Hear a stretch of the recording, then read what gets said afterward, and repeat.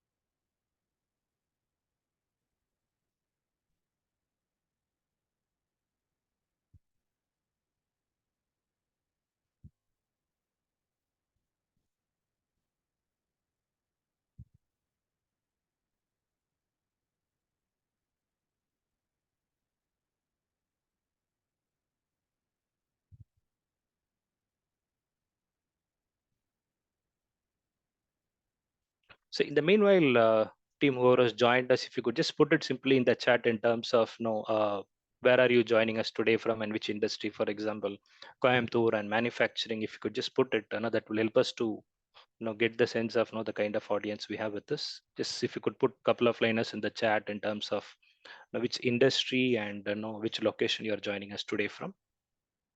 Of course, as you text in, we can pick your names also.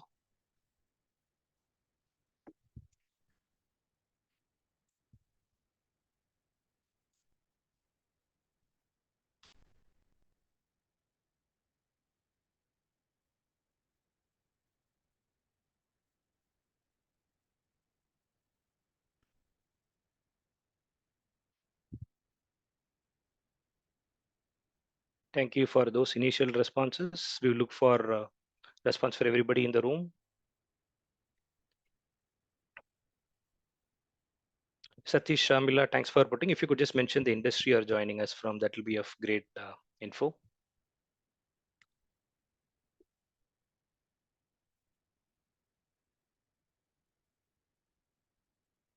Thank you. Hello, Rinki. Thanks for joining from Bangalore. So we will get started with the flow while we'll have participants joining us. So Avinash, I would invite you to keep supporting us to add participants as and when coming in. Let me bring up my content and then we'll get started with the flow. I will confirm, Avinash, you're able to see my screen, right? I could see that. Yes. Yeah. So good evening, everyone. On behalf of NHRD Coimbatore, I welcome you all for the session today. My name is Murli. I'm the host, and I have my friend Bharat, who's the co-host for the day. And thanks to Avinash from our national chapter, who's helping us for the Zoom sessions today. Uh, Before we get into the topic, we will take a minute to talk about NHRD and who we are, and then we can actually get going in the session. Of course, a lot of us may be part of NHRD already, but we take it as an opportunity to introduce our chapter and then ensure that we grow further from here. So NHRD, National HRD is committed to the development of human resources through education, training, research, and experience sharing. Uh, it has 3 decades of existence in India, and now it has also gone globally. So if you look at it, we are more than 17,500 plus active members spread across 33 chapters. So when I say chapter, NHRD Coimbatore is a chapter, NHRD Hosur is a chapter, NHRD Bangalore is a chapter, like Pune, Gurgaon, like that, Hyderabad. So we have 33 chapters across India. In fact, there are also chapters which we have actually got in Middle East and in Singapore. So it is going global. And for all of you to stay connected, we would invite you to be a part of one of the NHRD forums that will keep you updated in terms of what are the learning avenues and missions. In fact, recently, for those who have followed NHRD national site, there is also a focus of what should be the the mission for 2047. So there is a roadmap in terms of what is going to be the future of HR in the next 10 years, 15 years, and up to 2047. There is a vision document, very well extensive document, done through a lot of research. So I would invite all of you to ensure that you also take time to go through the national chapter article of 2047 and get familiarized in terms of what's coming around us.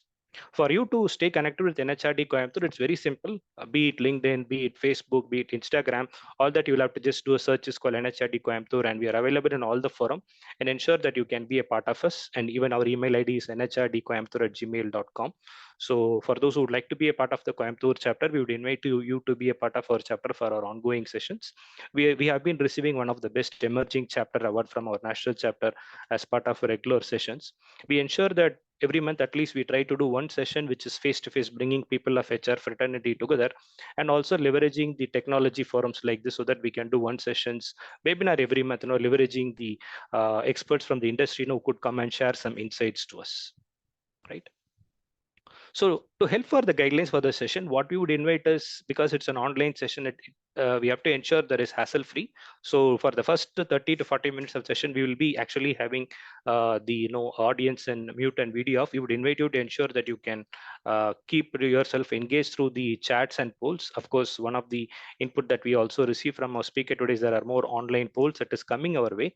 So let's ensure that we are staying connected to the topic through the chats and the polls that is going to come our way.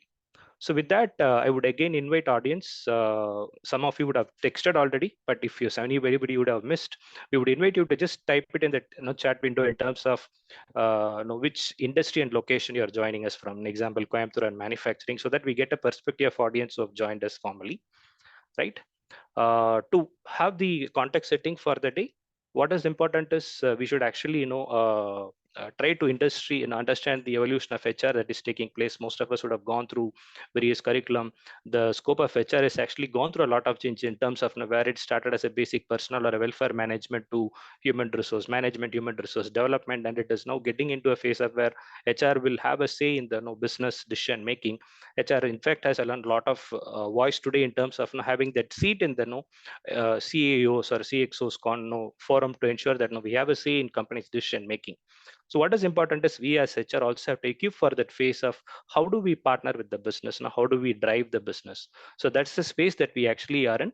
So for that, to familiarize with insights, we thought we will actually invite one of a speaker who's expert in this field, who have gone through her career in terms of picking up the role of HR business partnering, and that's where we thought we will invite Ms. Janani Prakash today. We would have seen the poster flyer, but we would actually formally welcome Janani Prakash today. So before I invite her, we would like to have a brief introduction about her. So I would invite my co-partner Bharat, if you could take few minutes to introduce Ms. Janani to the forum. Over to you, Bharat.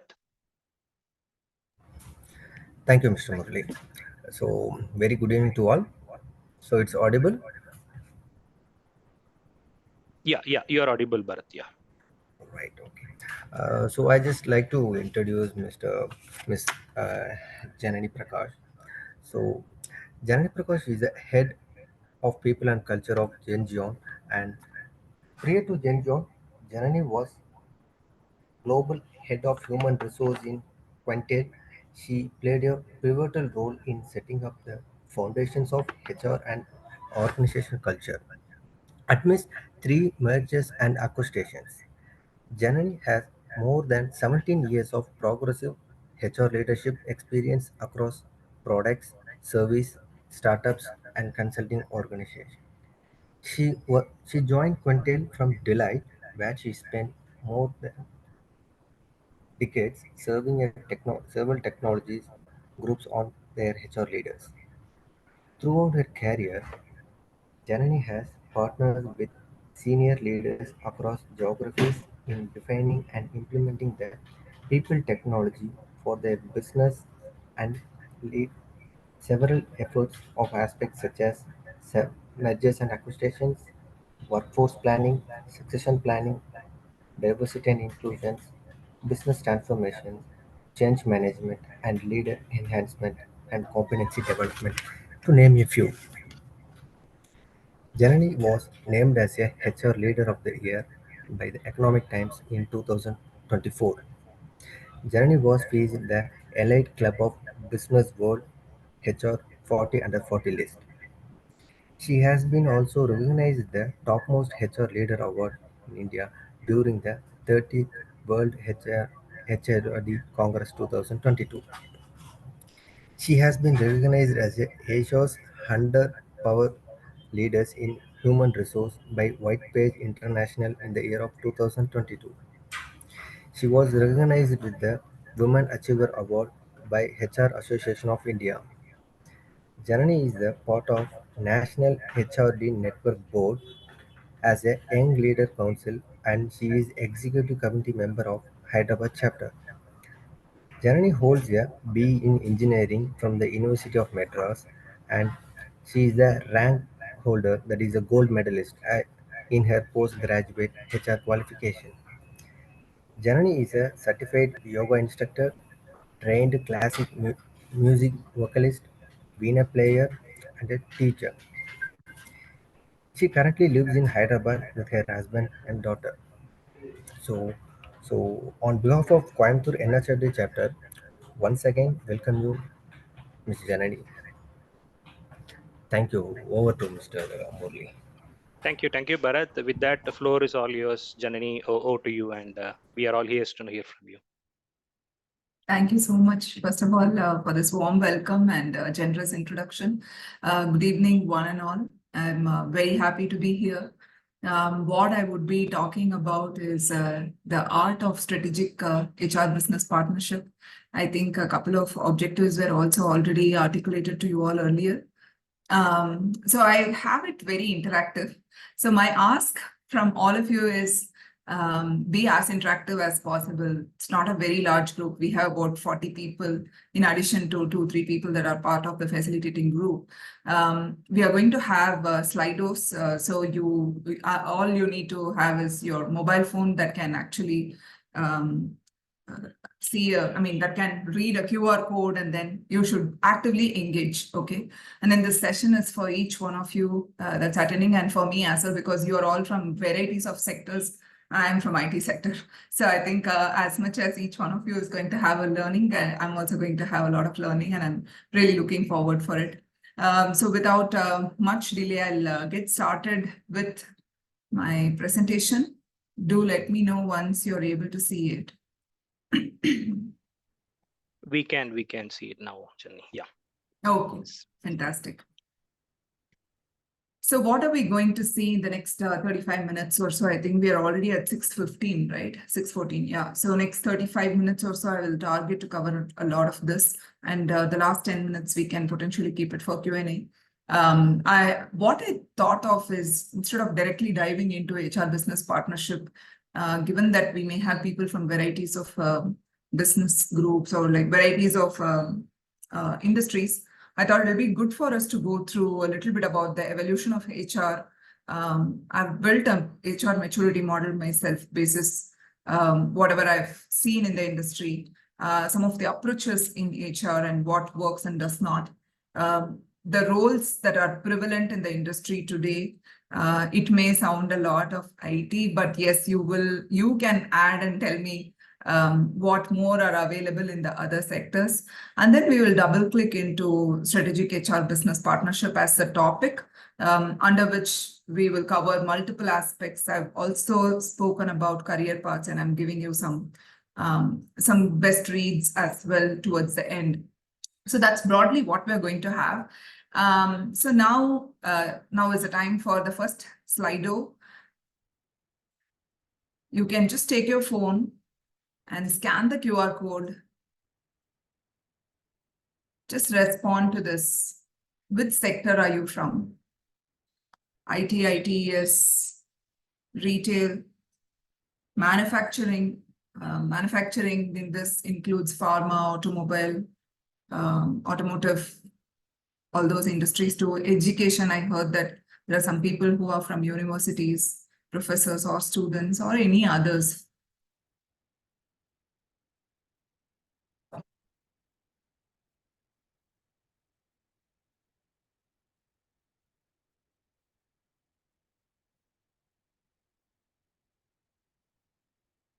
About 45 people. So let's say at least 42 respond. It should be much better. We have only 8 people that have responded. So let's get faster. We have a number of them. I want a lot of energy. I'm sure all of you had your evening tea, and I know I'm in between your tea and your dinner. 17. It appears like we have people from ITITES, about 60% so far in the 17 people, from manufacturing, retail, education are following. Others, this is perhaps very important for me because I can give some case studies basis that. The last 10 seconds or maybe 20 seconds because this is the first Slido. Please keep that page open if it's in Safari or in your Google, because you're going to have at least some 12, 13 questions after this. Okay, I see about 20 people have responded. Last 10 seconds.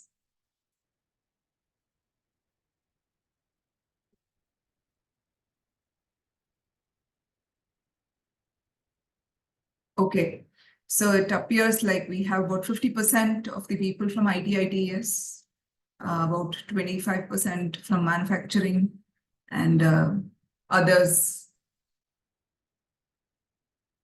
from retail and education. All right, thank you for this response. We are going to move on. I'm going to ask you one more question. This is a trivia. When did HR function first start in the industry?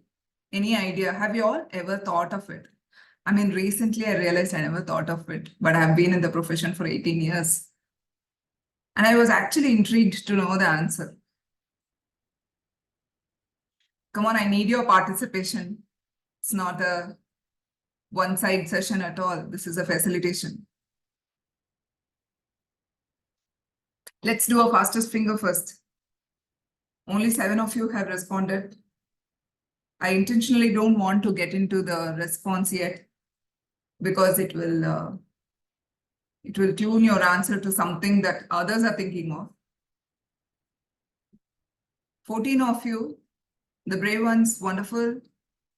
Others, it's just a click away and it's your way to participate.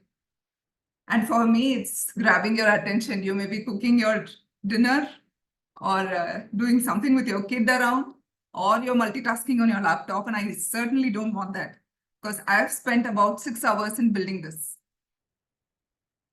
reading and bringing all of this. So the only thing I can expect is attention during this session. All right, the same 20 perhaps have responded. The 25, I don't know what's preventing you from responding, but please get into this page. Let's see.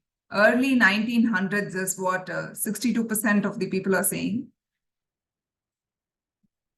1800s, 23% of the people say that. 1950s and 80s are following these two. All right. Let me get to when it started.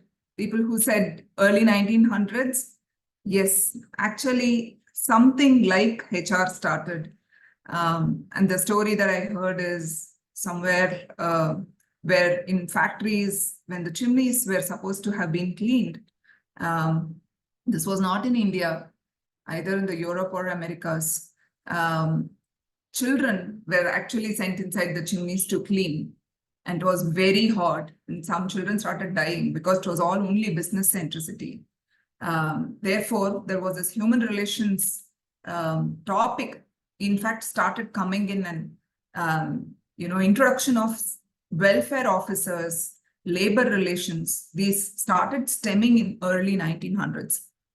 After that, there is this Hawthorne studies that are very popular. I would urge you to go and read about it a little bit, where workers were workers were working in very poor light and that were seriously affecting their health.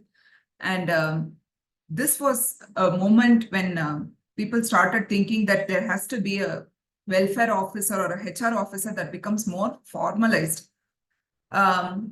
Increasingly, the Civil Rights Act mandated fair treatment of establishment of HR departments started happening in 1960s, 70s.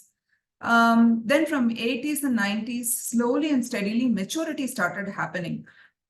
Performance management never existed in the past, but slowly it started coming in sometime in the 80s. Organizational development started becoming a topic of conversation. Then HR technologies actually started coming in 1990s.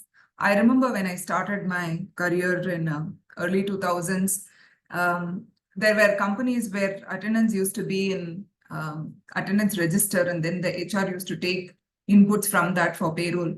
To today, I don't think that exists at all anywhere. I think we have come a long way, and thanks to COVID, I think it just accelerated too much of development in the last 3 years or so. So in 2000s, right, like again, when I started my career is when HRBP as a topic was stemming. Very large companies that were not able to manage conversations with employees slowly and steadily started this concept of HRBP. Infosys or TCS, to name a few, were the ones who started it, and then slowly it started getting adopted in multiple companies. 2010s onwards, data-driven HR. I mean, initially, we just used to talk about concerns of people to, okay, why are people leaving? Which age group is leaving? Or, what is their tenure, etc. Data-driven approach started coming in the 2010s. A lot of things started happening from 2020s. In fact, diversity, equity, and all started coming in sometime in early 2000s. It started becoming a conversation topic, but then it's all taken main stage now after 2020s, be it DEI or well-being or remote working and hybrid and everything, right? So that's really how HR has come to where we are today. Now, this is a model that I just created for this conversation. If I have to look at multiple organizations, I've had the fortune to be in small companies, very large companies, medium-sized companies, again, product, service, startups, or consulting companies. Broadly, if I look at how HR is, it can be classified into five maturity levels.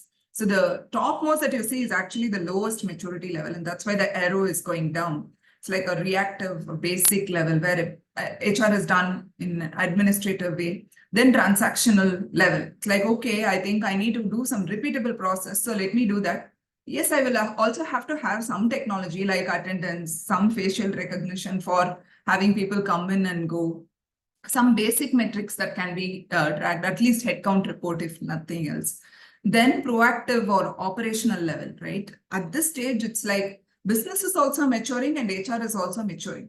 Now, in companies where businesses are not maturing, but HR is maturing, there is a mismatch, and HR will not be able to move further. In the organizations where HR is behind, then they are not respected. So it's very important to constantly watch where the businesses are that we are serving and which level, which maturity are they in, and then go along or go ahead. If we are ahead, we can pull them forward, right? And that's really where I would like every HR professional to be.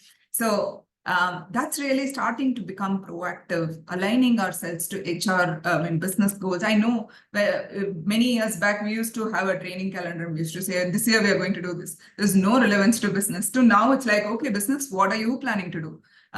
This is what we can do to ensure that you're enabled.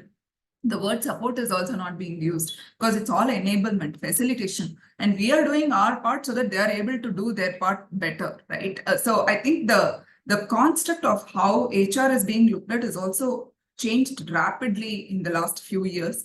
Of course, from there, moving to strategic level, thinking about how leaders should develop, managers should develop, contributing to the long-term strategy, and then use of analytics. And, HR also has this, by virtue of our roles, I think we have access to a lot of data, varieties of data, and all we need is to put everything together and make sense out of it and give insights that nobody else is able to. I think that happens at the strategic level. Transformational level is like, we change organizations, integrate talent management into every small little thing. And some companies are doing it so finely. If I have to also put a time scale, right, from reactive to transactional to proactive, all these can happen in 6 months to 12 months. But proactive to strategic might take like 18 months, depending on the organization size. If it's larger, it's going to take longer. If it's smaller, then it's going to be at least reasonable. And from strategic to transformational, you really can't say. There are also possibilities that companies can move from one level down to another level, because what was done all this while and what became benchmark suddenly becomes the norm. And if you're going to repeat what you're doing, you're actually running on a treadmill. You're not going to move forward, you're just running, right? So suddenly you might have been like a strategic partner, but you might have fallen down to a proactive partner. So it's important to keep a watch on it. Serious self-awareness is required individually as well as across the department. Now, I want to ask a question at this stage, right? At what stage does HR start acting as a partner? We saw 5 levels, right? Reactive or basic, transactional, proactive, strategic, and transformational. Get your mobile phones, don't browse WhatsApp, don't look at your emails, no getting into Facebook or Insta. Directly get into the QR code, respond. I really want to see answers for this. I'm hoping you're with me. Just give me a thumbs up if you're all liking the session so far. Yeah, I'm not able to see anything. Murli, are people responding anything? Yeah, so team, if you could just respond in the chat if you're not able to see the icons, that will be a great help, and we could see maybe 20 odd responses. Some of you who have challenges of scanning, the QR code number is there at the bottom. You just have to go to slido.com and just mention this 7-digit number 4329358, and the survey is instant and live. We could see the thumbs ups coming in, Janani. Yeah, because some of them have mentioned they're not able to scan, but please use the QR code number here on the screen. Yeah, it's easy. Just go to Google and say slido.com, and then or it automatically tells you give us this number. So the moment you give this number, you will be able to see this question. Thank you for the iteration, Murli. Sure. Very nice. I see 25 responses. I think we are getting better, or maybe I'm getting better to lure you to respond. So we are at 25 people, last 5 seconds. Let's break our own records.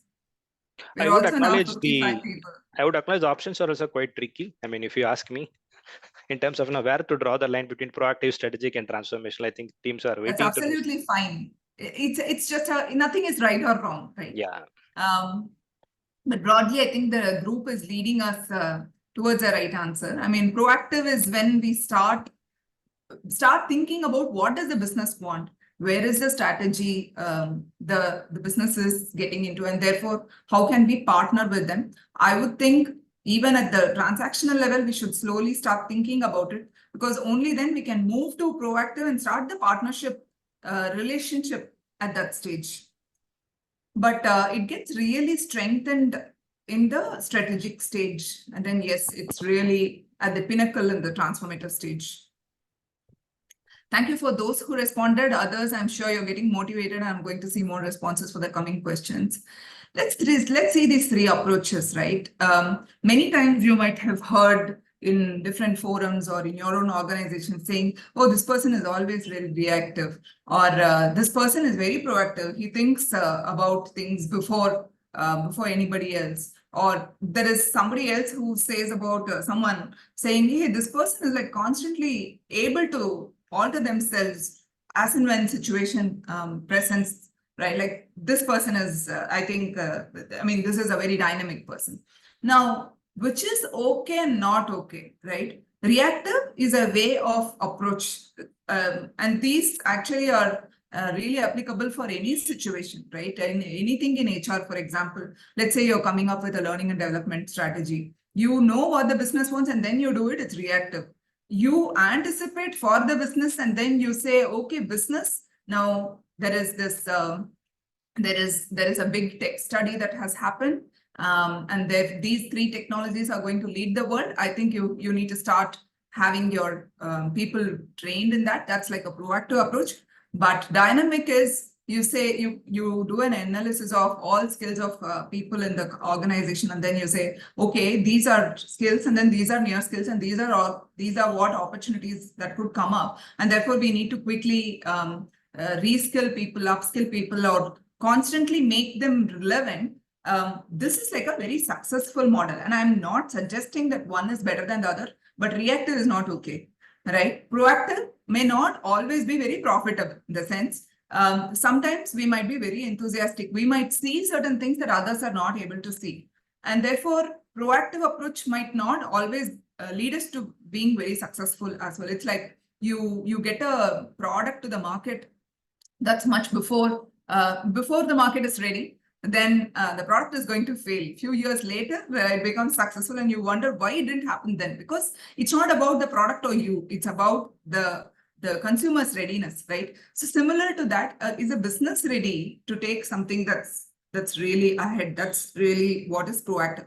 And why I'm talking about this today, there's a lot of conversation around agility, the dynamic part that is all agile, right? Agile, nimble, all these are expected across everyone who is in the industry if we want to continue being here. And I hate to use the word survival, but if we want to thrive, we need to be dynamic. Of course, some proactiveness also, a lot of proactiveness and being dynamic, I think will certainly help. And more so in HR, because yeah, easily we can move from running a marathon to moving on a treadmill, right? So it's important for us to keep this in our mind. Now, let's also ponder upon some of the key HR roles that are in the industry. We have resource management, we have centers of excellence like talent acquisition, learning and development, the travel piece, right? Immigration and mobility. This piece got seriously affected in the last 4 years because travels became much minimized. Again, it started, but it's definitely never going to be like how it was earlier. Then total rewards, HR business partner is again, that's the topic we will delve into after this. But then that's a huge role. Diversity, equity, inclusion, which I'm calling as DEI here. Talent relations again in different industries, it could be different. Like it could be a ER role in a manufacturing setup or IR role in a manufacturing setup. TR is like, it is like IR only, but it's done for professionals in IT in IT setup. Operations as an area which used to really stack down many years ago, has now become quite big and strong because of HR technology and reporting and analytics coming in, really muzzling up HR operations. I think that's again a great area that's transforming rapidly. And finally, HR shared services, varieties of HR shared services. Again, this bases the scale of the organization. The minutest fragments of HR services could exist, right? Like if it's a very big organization, 4 or 5 lakhs people, then you will have all varieties and people repeat the same work similar to machines. So that's in HR services, shared services. Now, why am I talking about this? Because first I wanted to bring all of us onto the same plane. To say, okay, HR, and we know all of these roles that are available. Now, let me understand how many of you are aware of the HR BP roles and the function itself, right? There has to be some level of familiarity or not, so that I can tune my conversation from here accordingly. I'm sure we're going to do a better job in this because you're really here for this topic. There are 12 people, 14 people. Okay, I'm seeing this speeding up. Great people. There are 55 on this call. I expect at least 50. 17. Last 10 seconds.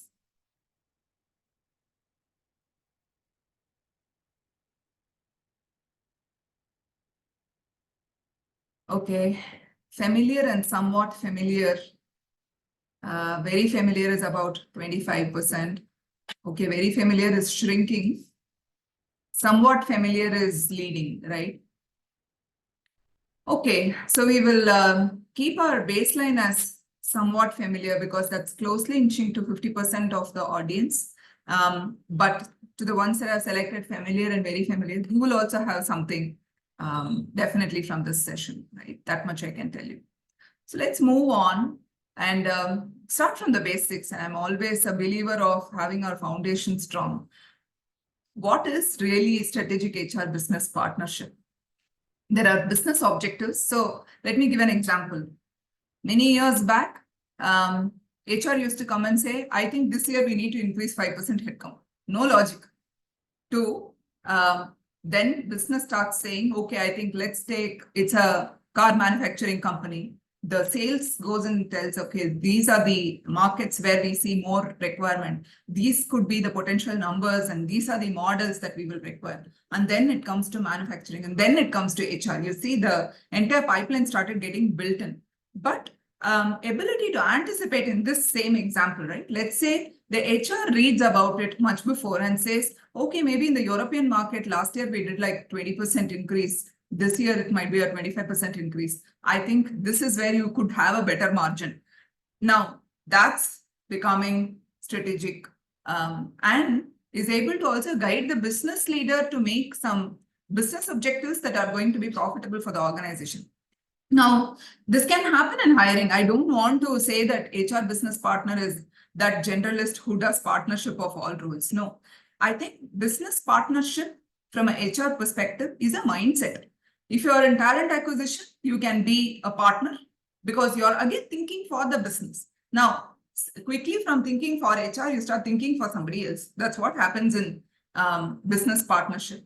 And then you also start thinking about profitability of the organization. Third, you are trying to be ahead of them in the game. And therefore, you not only study HR, you also study more about the business. Okay, you know business and then you know HR to a great extent. But then how are you able to articulate it? How are you able to influence? How are you able to design it as a strategy so that there is business success enabled, right? And business success gets measured in financial metrics. How much do we understand finance, right? So financial acumen. And finally, today, the way organizations are structured, there are so many fragments within HR, especially if it's a large organization. So there is one role that actually bridges all of the HR functions and business. That becomes the HR business partner's role, truly. And this is a HR BP only, right? So it's like you advocate for HR in the business, you advocate for the business within HR functions, but you keep the best of what is needed for the organization and for the people that are making the organization in mind. And of course, the profitability and margins. Again, this could be very different if you're in a product company or if you're working with very large businesses, you might not even be having visibility into your margins and revenues, and you might not be part of those conversations. But if you're in a smaller setup where the company is really wanting to grow and you're able to slowly start engaging in these conversations, the more they start seeing value, the more you will start getting included. The more they'll start sponsoring your travels and your, they'll start including you in critical meetings. So that's really what is strategic HR business partnership. And I wanted to make it relatable for you. And hence I explained it with an example. Let's see what are some of the key components of HR business partnership, right? There has to be strategic alignment. I think I gave an example there. Talent management, how are people managed? Performance management, change management. Companies are managing through changes. Everything is changing. And let's look at the pressure that the topmost leaders are going through as well, right? One, the markets are very crazy and they are continuously changing, evolving, and the organizations are changing. In all of this, at the top, the leaders become alone. And for them, I think the HR business partner is the best friend.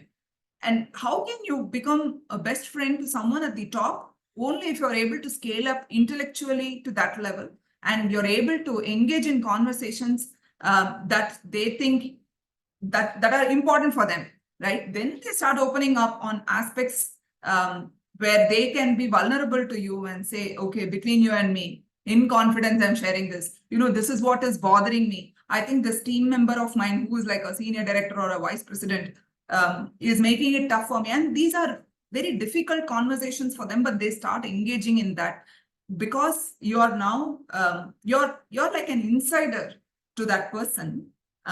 Therefore, you're able to be an advisor, right? So we play so many roles, and it's very important that this component gets discussed.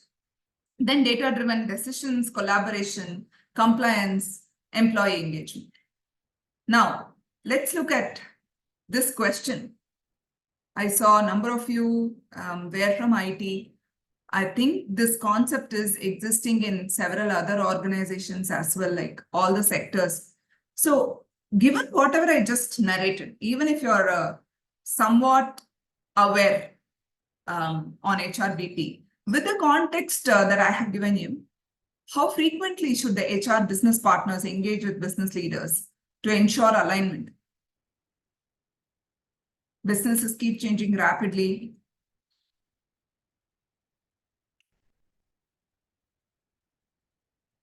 11 people have responded. Weekly is a response that's leading. Daily is also there. Now, the point is daily there could be transactional conversations. Hey, is this done? Has this person joined? Or have we rolled out offer for this one? When are we doing this training? These are not really strategic conversations. There have to be conversations related to what's going to come from a business perspective. What is it that I need to be aware so that I'm able to help you ahead, right? I think that is a focused conversation that I would highly recommend a number of you to have, and that can happen only if you keep it on a calendared manner, like weekly or bi-weekly, whatever that is, depending on the seniority of the business leaders that you work with. I think you will have to have something calendarized. In addition to that, you can have your daily meetings or whatever. Monthly is very tough. I think if you're going to operate like that, you will be operating in your own bubble and they'll be operating on their own. So I think monthly, quarterly, whoever have clicked that, no, I would say you should keep it weekly or bi-weekly. Just make it formal meetings. Some of them could also become like, ask about their well-being, ask about are they resting sufficiently, ask about what are their struggles. These are areas that you can slowly get into, provided you're able to be extraordinary at your own work and in the understanding of the business. Okay, I'll quickly move on. Another question. Basis whatever I just spoke of, and it's not like I have listed all the challenges here. What are the challenges in playing the HRBP role effectively? Let me also read out the responses. Resistance to change from HR and business leaders. We might have experienced, each one of us on this call might have experienced this lack of understanding of HR function by other business functions, or lack of understanding vice versa also, right?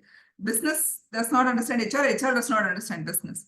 Lack of trust between HR and business leaders. I'm not going to tell this person, she's really not trustworthy, right? That's a very sad state to be in, but that's also there. Difficulty in measuring the impact of HR initiatives. Some companies just don't respect HR. They think it's all good things. It's like a, good to have function. But I think that's like really in the past.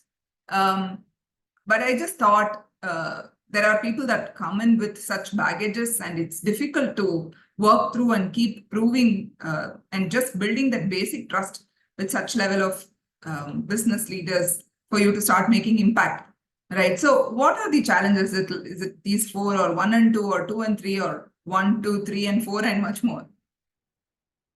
There are 16 responses so far. 1, 2, 3, and 4 seems to be leading the pack. Difficulty in measuring the business impact of HR initiatives. I think that's perhaps the biggest difficulty that we go through on a day-to-day basis. Because how do you even measure something, right? Lack of understanding. Yeah, there could be more challenges as well, I'm sure. I mean, I don't think I would have made justice in articulating all of these. challenges, but yes, 1, 2, 3, and 4 all are challenges. Let's look at the role construct of a strategic HR business partner. I think in some areas I just narrated it. Being a strategic advisor, you can be an advisor if you're an insider and if you're very aware, you're adept in the topic of the business. If you're working in a smart city business, you need to know who are the leaders in smart cities. What's the kind of work? What kind of clients are they targeting? Not saying working with them. What are they targeting?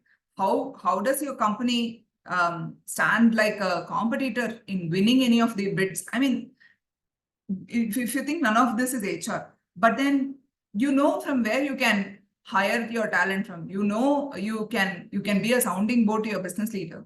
So strategic advisor really comes if you're able to do a number of your own work like an ace and then do over and above.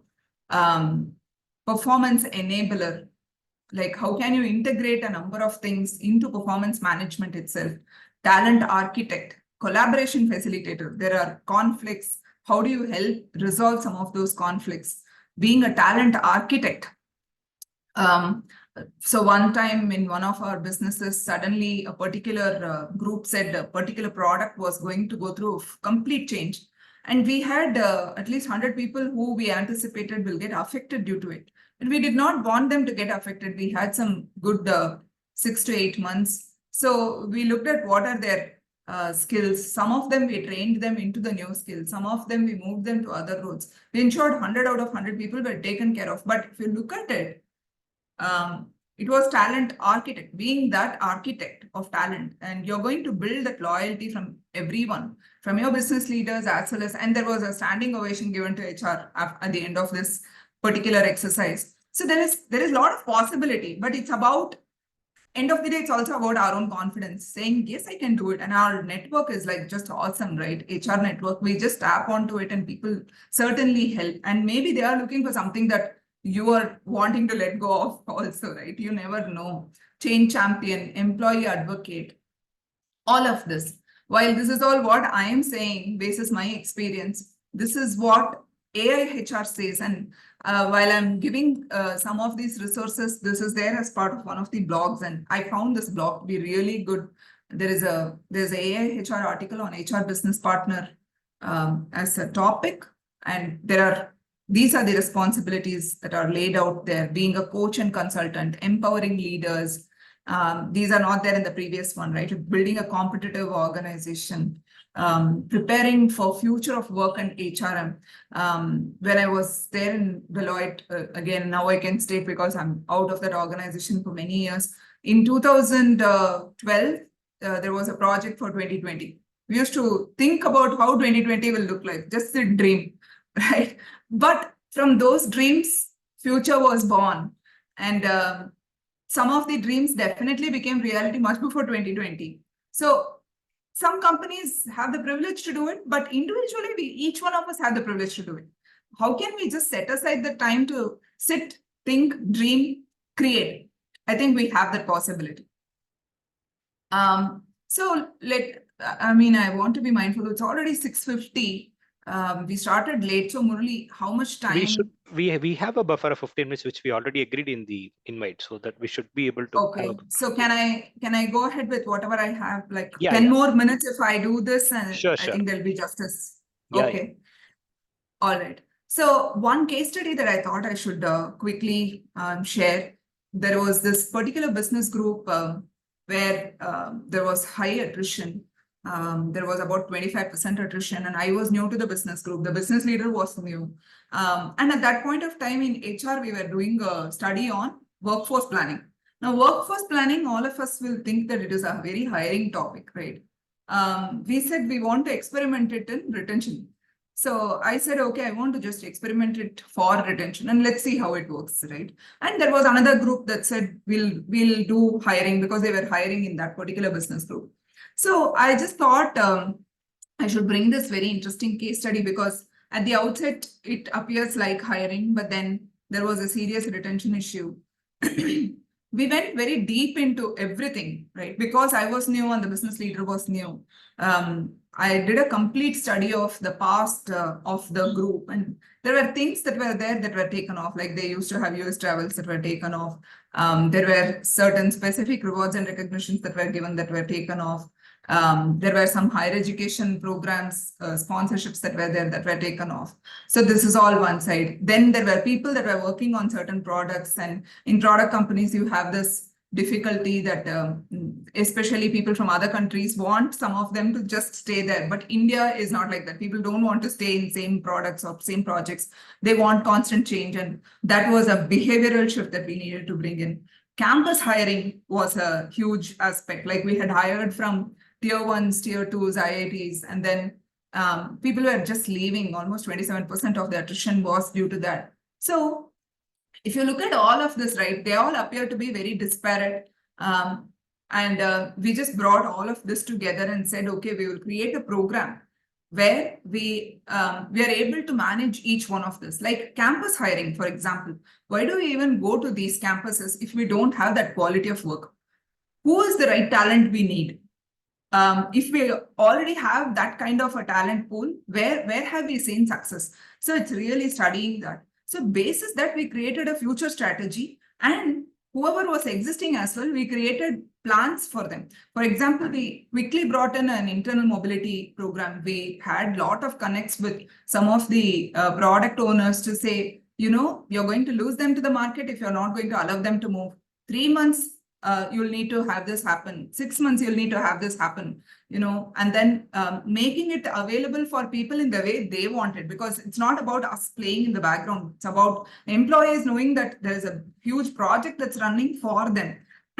And then for the managers to own attrition, we said we'll create early warning attrition trackers and do a weekly review with the business leader. So we know what are the issues much ahead individually, and we're able to proactively ensure that people are not leaving. So what this did was we became so thorough about everyone in the business. We also knew who are the ones that are looking for promotions, etc. We started with like 25% attrition, and we had a target of bringing down the attrition to 18% in 12 months. Not in 12 months, 18% in about 18 months. It was a 400-sized business group. We actually hit 11% attrition in 15 months, and this was a super hit project. Now, how this further helped, I'll tell you. This particular business group had to double its headcount in the next few months. Since we were very thorough about the lay of the land, whoever was going to get promoted were all positioned for lead levels, and we hired for lower levels from the market because we were already thorough. And we had foreseen with our performance management exercise saying this is going to be the talent pipeline. Second, wherever we had gender gaps or diversity gaps, we went ahead and ensured we got people there. And we had 40% intake of women. So it's just about awareness of the business and then working along with the business. You think, how do you think this can be, right? Like this can become very transformative. If we work on every project like that, every day, if we look at our work in such a way that, can I transform this place? What can I do to make a change in this place or a difference in this place or to the business leaders that I'm working with? So I thought I should just bring that quick case study. So now let me ask you this next question. What do you believe is the primary role of an HR business partner?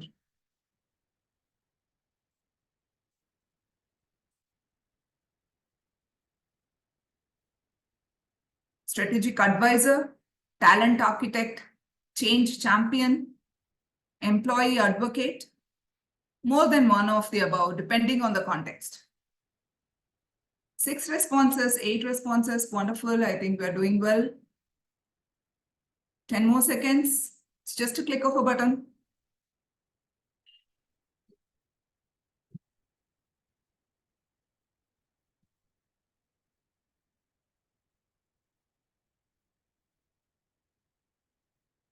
More than one of the above, depending on the context. Strategic advisor follows that. Okay, wonderful. All right. Thank you. So let's move on. Metrics.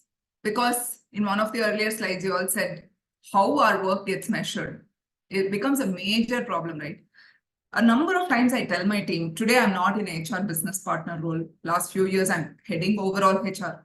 I just think that it's about changing the way we think like business. I'm not saying like business to become business, but what is valuable to them, right? If you're able to save cost in something, it's valuable to them. If you're able to bring revenue in something, it's valuable to them. How can we think of HR functions that way, right? One, let's say performance management. You anticipate someone to get promoted or you see potential in someone to get promoted and you're able to position that person and you're able to get someone below that person, then you're actually protecting a very good talent. Whatever that money is, converted it into dollars and then show that, right? Similarly, if you're able to have retention conversations, every month we may have a lot of conversations and people might just tell us out of trust, hey, I'm looking to move. But what is that trigger point that is making them to move? And how can we go and work at it at the trigger level and protect? Now, have we done a good job of accounting that and again converting it into dollars, right? Because the cost of replacement is always going to be much higher than cost of retention. What is the delta of that cost?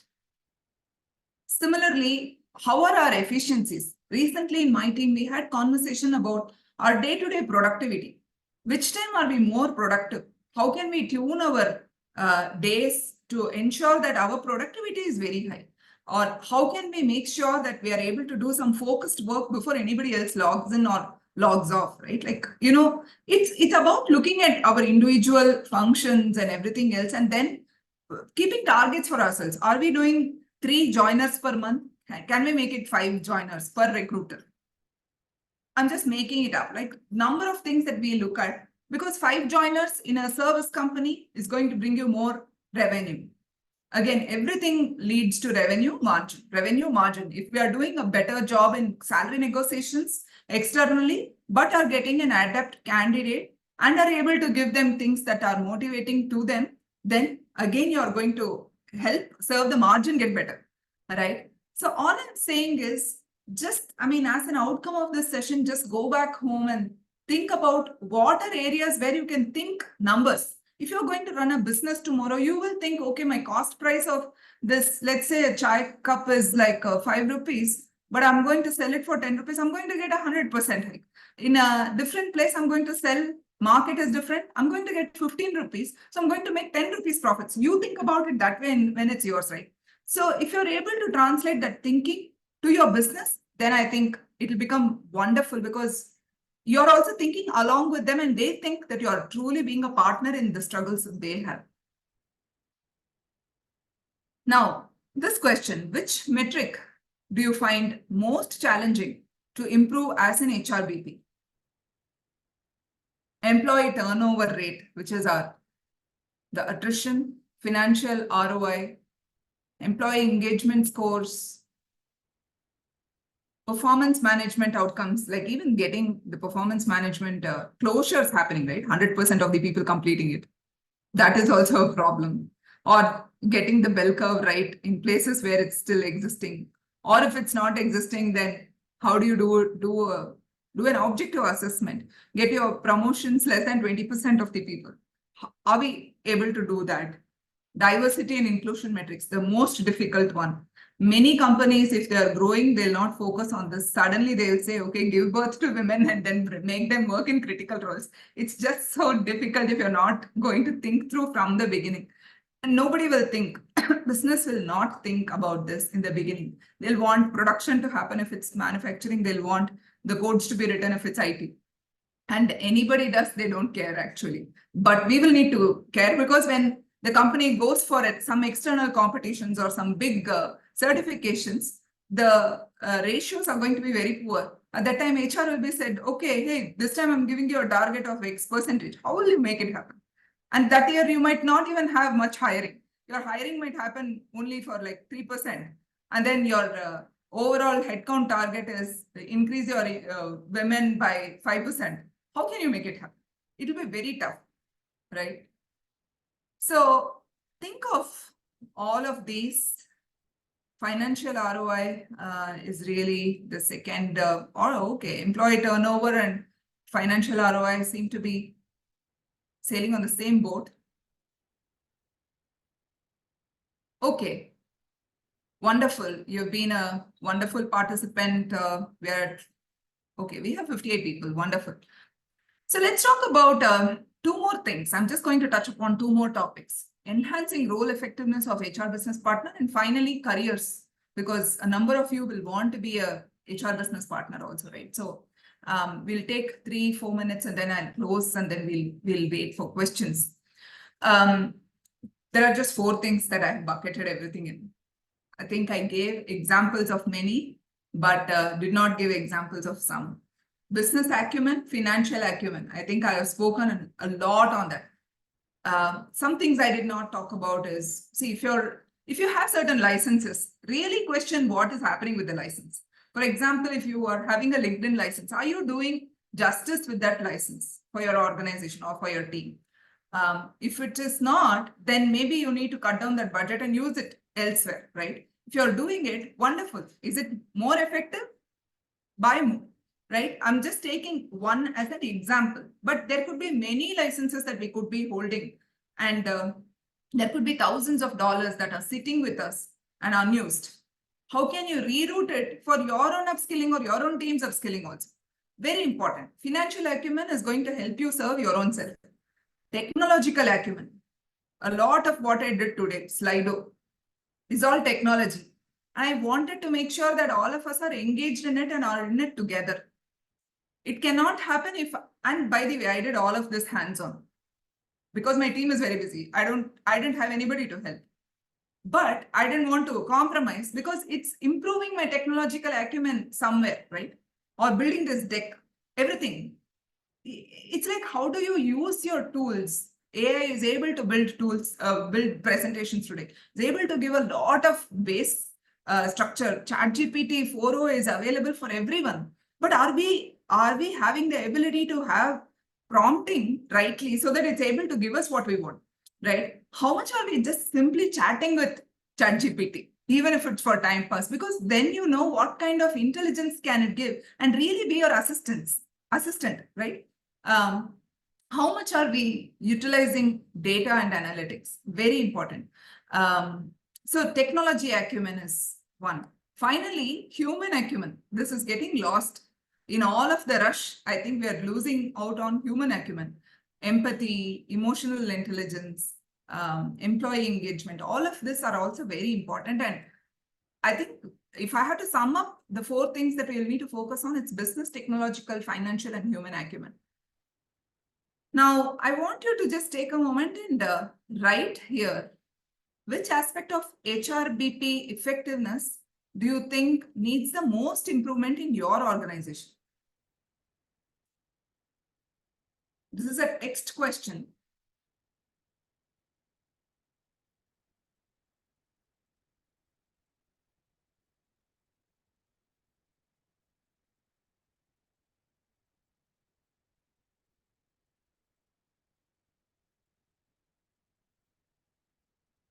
Why am I not able to see the response? Okay, nobody has typed up yet. 4 participants are typing. People, please type up fast. I'm eating into your dinner time. I want to conclude it in the next couple of minutes. Data analysis. Process streamlining for being a talent architect. Okay.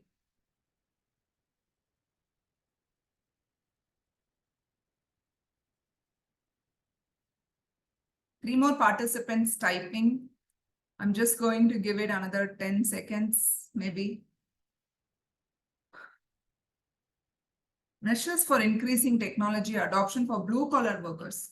Very, very pertinent and very tough to HR performance measure, competency mapping. Okay, wonderful. The last piece perhaps is career pathing. a lot of people ask me, how do I become a HR business partner? Or I'm already a HR business partner for 8 years, 10 years, and I'm bored. I don't know what else should I do. What varieties of career paths can I take, right? This again, I found it in the same HR business article in AI HR, and deliberately I put AI HR here so that you can go and read through this further if you want. Obviously, the options that are shown here are like threefold. One is you become a HR manager, global HR VP, and then grow into a head of HR role. There are multiple specializations that one can take, right? I've seen people getting into POSH or DEI or OD or moving into learning as well by virtue of their interest. That's another area. Shared service is a huge area, and that's another thing. From HRBP, you think, okay, I'm done with all these leader conversations. Let me go work on processes. I want to strengthen there. Then that's another area, and shared services are again very large. So these are potential career paths. Some great reads that I've come across are the HR Business Partner Handbook. This book is supposed to be very good. So you want a seat at the table. We often talk about it, and Murli was referring to it in the beginning. So that's another very good book. HBR has On Reinventing HR as one of the top 10 recommended reads.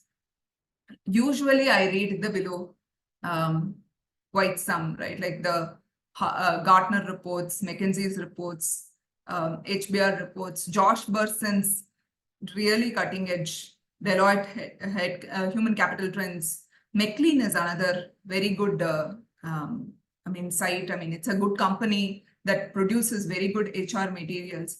There is this magazine that I've come across called Ken, and they write beautiful articles. And these are business articles. Now you will know how a landscape works. Your big picture thinking will definitely improve if you're reading some of this. So I thought I should just give these and now pause for questions. I would first say thank you so much, Jenny. It was definitely comprehensive in terms of, you started from the journey of HR in terms of, what are the trends, and even indicating a career path, which was done in the last 50 odd minutes. So participants, what we would invite you is, just feel free to put your questions in the chat. Some of you may have a bandwidth issue. If you want to unmute and speak, you're welcome, but otherwise you're welcome to put on the questions in the chat. My question is one of the pre-submitted which had come, Jenny. You did mention upon the human acumen. If you look at the business partnering way, a lot of companies work with the model of, maybe 1:100 hundreds or even thousands ratio. There will be limited business partners to a large pool of employees, right? How can then really HR partners take that element of empathy and understand what is the employee experience at the bottom? Yeah, I think there are simple tools that are available, like pulse surveys, and then having metrics for how many number of people that this HR business partner will regularly be in touch with. How do we plan ourselves, right? Like, for example, I have a Sunday evening routine for the last 7 years. I just sit and think, how is my week going to look like? And I try to do it only for 60% of the time so that the 40% is for ad hoc. But in the 60% of the time, I will ensure that even though I could be at a head HR level, I want to talk with 4 people at least in a week for 15 minutes just to know how their life is, because that's where you really get the true intelligence of what's happening, and you also feel like human beyond a point. And then yes, we have a lot of AI tools that have come in that can help taking the quick pulse and then giving that intelligence. And then how are we able to correlate that data with attrition data or hiring data or performance data, and are able to keep advising the business to say, okay, I think this group you will have to be more watchful of. This group is very critical, and you need to be doing this. So then it's like we are really sitting at the edge of the seat. And in some very large organizations, it's tough with the scope. Like even I've had like 5,000 as a scope. It's just humanly impossible to connect with everyone. Of course, I had a team, but then it's really about finding these creative ways, Murli, and using technology quite a bit. I did see somebody's question coming here on Yeah, there was technology. one more pre-submitted, after which I'll come to the chat. So in any organization, be it manufacturing, IT, one of the common thing that we have is head of company, finance, and HR. If these three people come together, there is always a difference in opinion between what HR and finance says, and from a business point of view. How do you think HR can influence decisions on a board? I mean, from your experience, That's one of the pre-submitted question we had. Yeah, I think I responded to it through the conversation here. It's really about having that grip on the business. What's the business that the company is doing? Usually we look at HR as a separate topic, then it's going to be difficult. We are not showing empathy about a finance leader's struggle or a business leader's struggle.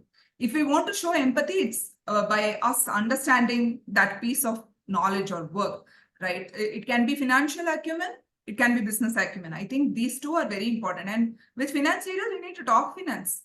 Then they will start bringing in their human element. And sometimes you can get into a negotiation mode saying, look, I think I've managed all of this and I have tried to understand all of your issues. I'll really request you to now hear me out and, show some empathy to me. Then it's like you're building that strong relationship with them. True. So one of the pre-submitted question is, which we received in the chat is from Venkatesh in terms of, do you think that AI will overcome HR from your experience? AI is growing much intelligent than how much any of us anticipated. But it's our talent to be able to leverage AI to serve us. And therefore, it's like we need to really look at avenues where we can flourish as humans only. And in smaller companies, if you're in a smaller company, then opportunities are plenty for us to leverage AI. All I will say is, like, even if we don't have exposure to AI from our own work perspective, ChatGPT 4.0 is some $20 or something per month, or buying a Copilot is $30 per month, right? It's just take it for 1 month and experiment it. Take up a project where you're able to do technology. Just develop that passion, because passion cannot be bought or it can't be extrinsic. It has to be intrinsic. I think if you look at some of the things that I'm talking about, it's passion, it's intention, it's about developing that interest. None of this is technology, because all those only develop this technology that we're talking about, right? AI will not take over because all this is going to exist. So we need to focus on what humans are special at. Right. And how do you manage to upskill yourself? Because we should complement the way that you not only came and shared your insight, you also made it on the job experience by going through a survey and then talking about insights. Many times as HR professionals, we are caught with complete day-to-day work, right? Sometimes our days go beyond the official working hours. We end up doing work. How do you manage to upskill yourself on the journey? So by doing sessions like this, Murli, it is a stretch for me, but I do. And not just that, because of this, I don't like to do anything half-baked. As a person, right? As a value for me, excellence is a value. If you're doing something, do it really well. Otherwise, don't do. It's either a 0 or a 1. So because this is also a core value, I go that extra mile to read something extra, give that for the value of, that's why even in our earlier conversations, I said, tell me who are the kind of people that are going to come, because I really want to provide value. If they are giving me 1 hour, I want to give that value to them, right? So I think it's a lot about the mindset, and therefore reading some of these. Plus, I'm a very big productivity freak. I plan my time so much, like every day I do night journaling, morning journaling, look at how I'm spending my time, cut down whatever is distracting me. It's very tough to live like that, but it's very intentional, and therefore I can maximize whatever same 24 hours that others also have, right? Sure. We also demonstrated that as we were having the sessions. Our original plan was May, but we agreed that we can do it in June so that there is enough time for preparation. Absolutely. And yeah. So there was one interesting question in terms of curiosity from technology. Any recommended AI tools from your side, based on what you've been using in organizations? So I've been using Copilot. There is a designer plugin that comes in Microsoft PowerPoint. I use ChatGPT, Gemini, Gamma.ai. These are really the top of the mind ones that I'm able to think of.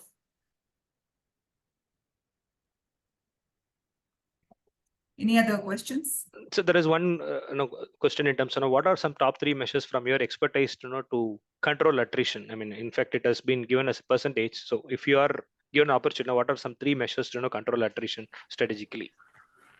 See, it is really dependent on the context. The context that I gave was an attrition context. In fact, the case study that I spoke of was attrition context. Sometimes it could be about the relationships that are not good in a particular business group. Sometimes it could be a leadership problem. So it's about HR to go and say this leader itself is not working out, and nobody will say that, because if business is running very well, they are profitable, but the person sitting there is having a lot of issues when it comes to people, and therefore people are continuously leaving and you're battling with a 30% attrition, then somebody has to bell the cat, and that becomes HR.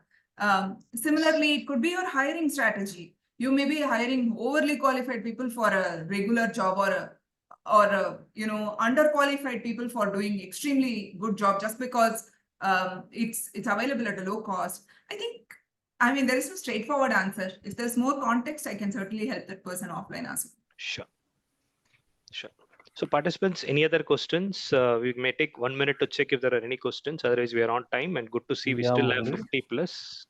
Yeah, and I do Hi, have good 3 evening. questions for a quick feedback, 3 or 4 questions, people. So I will want you to Sure. stay on for a couple of minutes. Yeah, somebody is asking some question. I think it is Hi. Dileepan who had come. Yeah, thanks, Murli and Jenny, for your last 1 hour session. It was very well helpful for me.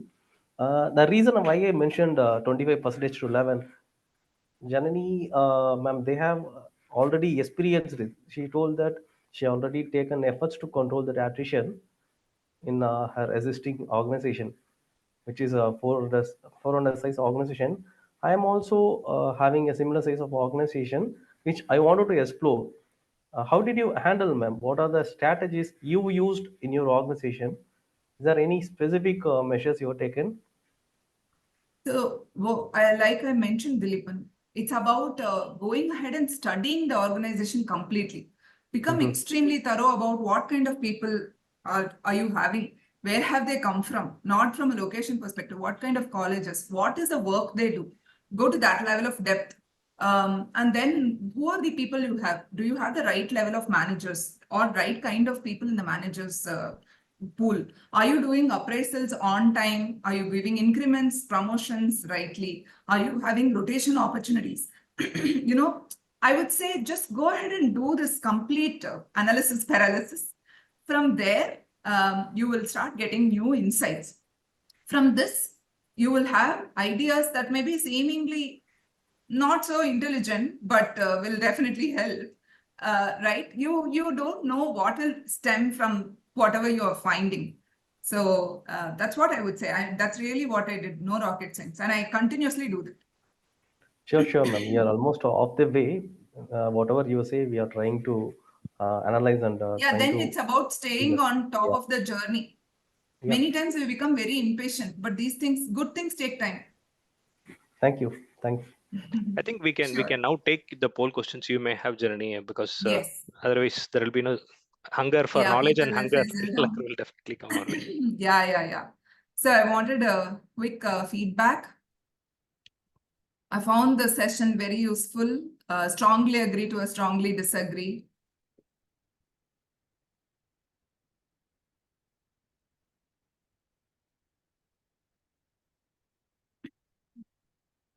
Only 5 of you have responded. It's about 10% of how many are here.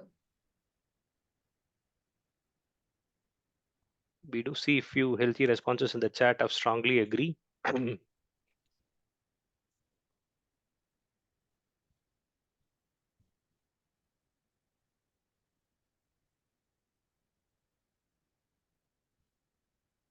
last 10 seconds.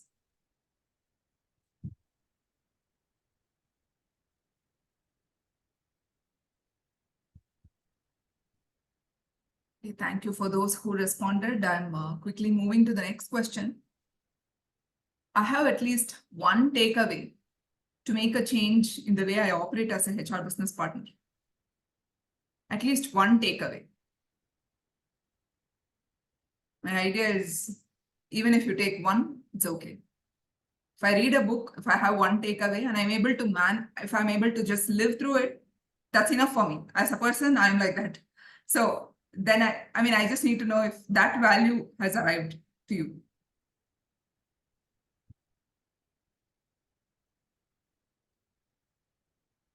"15 responses. Last 5 seconds.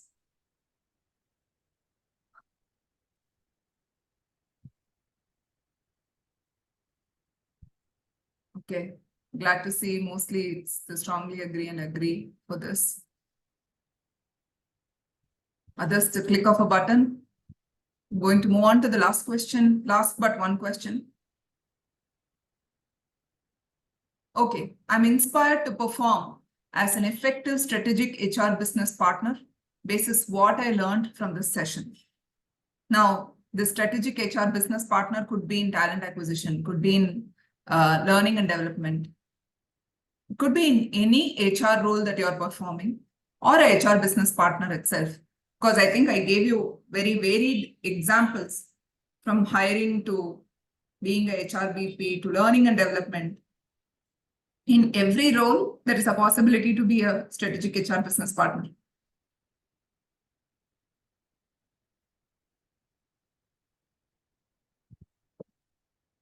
Okay, fantastic. I see a strongly agree and agree in most cases.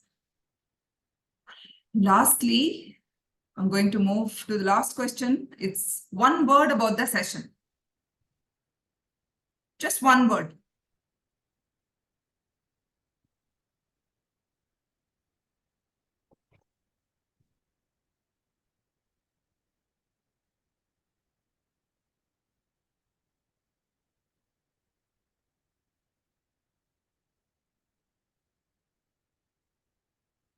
I see a lot of you are typing, so I'm going to wait here.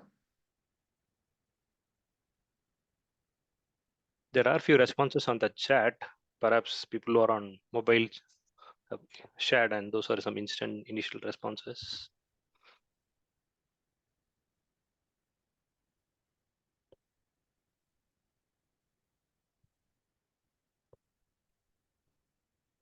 Insightful seeming to be leading. Informative. Wonderful. Okay, last couple of people are typing up, so I will just hold on.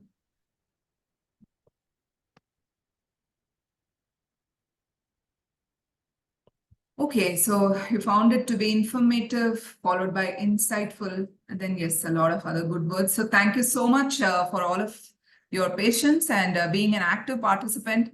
I'm really glad that more than 50 of you stayed through till the end and 45 of you are still around. So thank you so much. I really enjoyed being here. Murli and team, thank you for inviting me and having me as part of this session.